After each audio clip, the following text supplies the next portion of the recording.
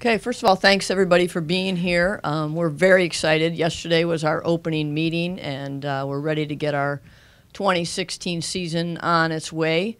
Very excited about our fall schedule. We've got right out of the blocks an East-West match play type tournament at the University of Michigan. Haven't been back there in a few years, so I'm excited to take my team to another Big Ten site.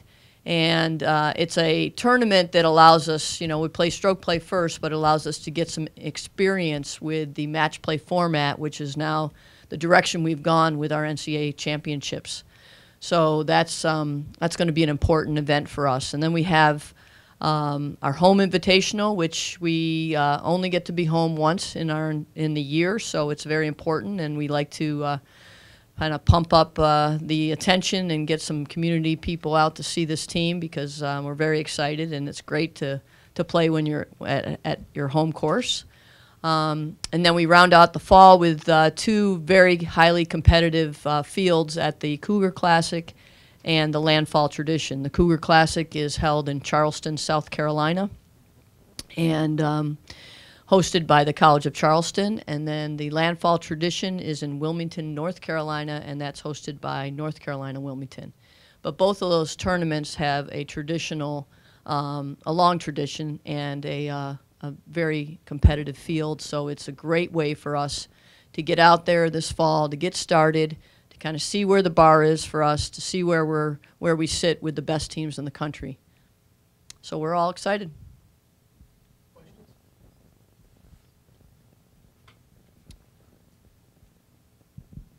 Lauren, just in general, match play or stroke play, what do you prefer and why?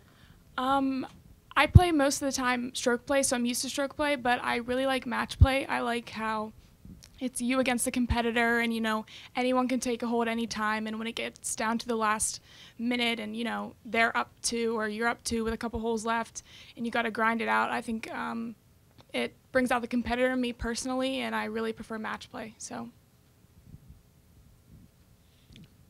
Coach, looks like a very young team here this year. What are you going to be looking for early in these first four events? It is, on paper, we're a young team, but I will say about my players, first of all, I have 4 returning sophomores, and 3 out of those 4 were on my starting team. My starting team is, 5 players last year. So they really got their feet wet, and I think they have gained some great experience. So even though they appear on paper to be young, they have a lot of talent. They have a lot of experience playing competitively. And we're also very excited about the 3 freshmen that are joining us this year. I think that any one of them could challenge our lineup. So those are all exciting things to look forward to. And in a lot of ways, my youngest teams have sometimes been my best teams. So I'm excited.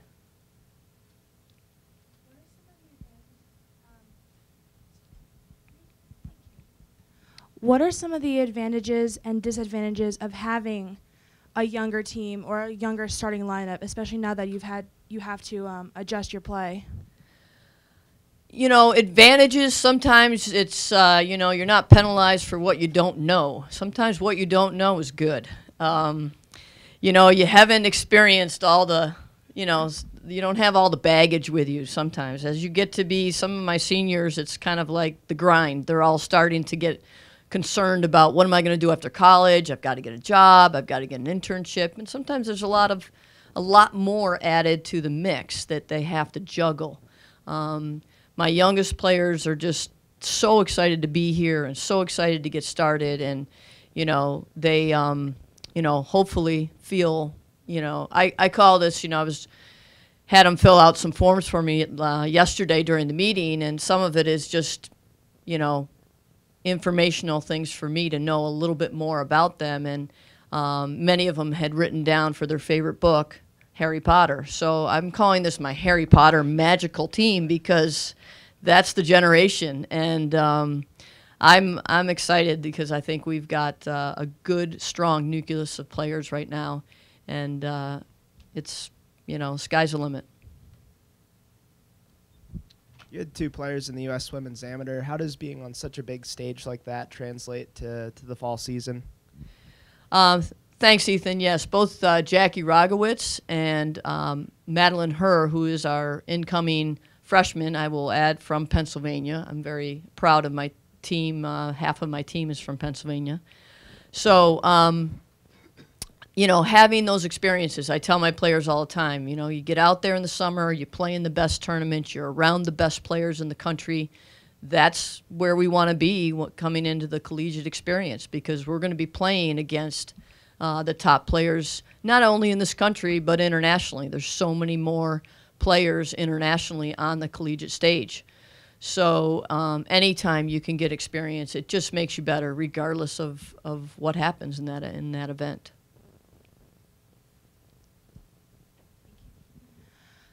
Kind of going off that you said half of your team is from Pennsylvania. How will they adjust to the different climates and different types of environment they'll have to play in as you travel from, like you're going, your first match is in Michigan, so just from place to place? Yeah, I think quite often when you have players that have had experience in junior golf, and what I mean by that experience is that they, I'm sure if we ask Lauren right now, where of all the states you've played in, even prior to her coming to college, she's been all over the country playing in junior golf. So she's played on Bermuda grass. She's played on, the bent grass, bent greens, what we have.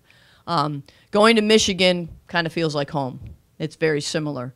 Certainly going down to the Cougar Classic in Charleston, going down to the Landfall, Wilmington, you're absolutely right. Very different types of grass. We have to adjust. That's why it helps to have players that have had experience. And so I feel that experience will only help us to adapt to those different climates and different grasses. I'll just leave her the mic. So the upperclassmen are definitely going to be taking on more of a leadership role and kind of mentoring the underclassmen this season. I'm certainly hoping for that. Yes, absolutely. What is something the women's golf program is going to be focusing on or putting more emphasis on, both, I guess, developmentally and during matches and tournaments? Well, one of the things that is going to be in our benefit this year is that I happen to, in golf, we are only allowed a head coach and an assistant coach, but you are allowed one volunteer coach. And this year, I'm proud to say that we have a volunteer coach for the entire year. One of our former players, and she played also on the LPGA Tour, Katie Future. So just having an extra person around to assist is going to allow me and the rest of us to take some individual attention to the players, to give them each of them might need something a little bit different. In golf, it's just the nature of the sport. We're not throwing everybody out on the field and kicking a ball around. Everybody's got their own game that they have to play and they have to pay attention to. One of the things I told them yesterday in our meeting is we're going to strive to be consistent in all the right ways, consistent in all the right areas. For Lauren, it might be different. For Jackie, it might be different. For Maddie, it might be different. But we're going to be consistent. We're going to stay on top of things, and we're going to get it done. Do you think having that the volunteer assistant around is going to help the girls, or is going to help your team? Is going to help your team kind of mentally, because they have a person there who's not, you don't call them a coach. They're not really in a position. They are in a position of authority, but they're not. They're kind of someone in between that they can kind of go to if they have anything they need to talk about.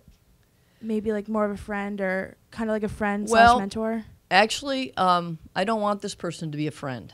Okay, I want him to be a coach, and she will be. She's probably going to be harder than I am. The one thing that you hope is that in a coaching staff that you have balance, and I feel like bringing Katie into the mix just brings us more balance, and some of the attributes or some of the things that she can share with the team are particular to her experiences and being out there on the biggest stage. So I think that. Absolutely. I mean, I would certainly hope that I would not have had her come along if I didn't think that it was going to be a benefit to the team, because my biggest concern, or my biggest, focus is how can I help my players? What can I give them to help them get to their potential? And that's it. Lauren, what kind of goals have you set for yourself for this season? This year, actually. Yeah, so for myself, obviously I had a pretty good season last year. I was pretty happy with how my freshman year turned out, both on the golf course and off the golf course. On the golf course, striving to be better all the time, striving to get better in all aspects of the game. For myself, I want to make it play pretty well at the Big Tens. I want to win the Big Tens. I want to win all the tournaments I can win, make it to regionals, make it to nationals. I have big goals for myself. And I think that with Coach's help and our assistant coach, Andy, and then Katie coming in, they'll be a huge help to get me to where I am. And also my teammates, they push me a lot. So they push me to strive towards those goals and help me to be the best person I can be. And then obviously I have academic goals too, to be the best person in the classroom I can be as well.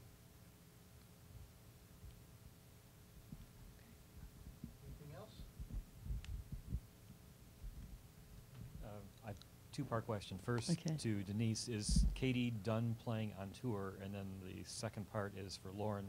As far as you're concerned, how valuable of a resource is that to have one of the most successful Penn State players who played in the Pro Tour helping out the program? Yes, Katie has made some decisions to hang up her competitive shoes right now and focus a little more of her energy in this direction. She just, I think, she had some opportunities to do some coaching, I would say paid coaching jobs elsewhere, and she just has such a love for Penn State and for this program, and really wanted to kind of spend a little more time with us. So we're excited, and yeah, she's gonna I think focus her attention elsewhere right now. Yeah, she's definitely a great asset to our team. She was kind of in my shoes as well as my teammates' shoes, where she was coached by Coach St. Pierre, and so she knows, kind of how she operates and different things. And her being on the biggest stage, like, she can help us if we want to get to there, to what's the necessary steps to become a professional or do what we want to do. And she was also an exceptional student, as I've heard, so she can help us in that aspect too. And I think it's just nice to have someone else who's experienced and knows what she's doing to help us, and she's only going to be to our benefit, and we're so excited to have her this year.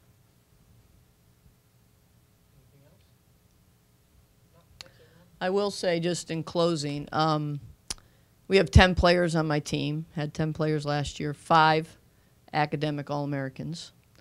We're going to go for 6 or 7 this year, right? Sounds good, yeah. And bring along some championships as well. So thank you all for being here. Thank you.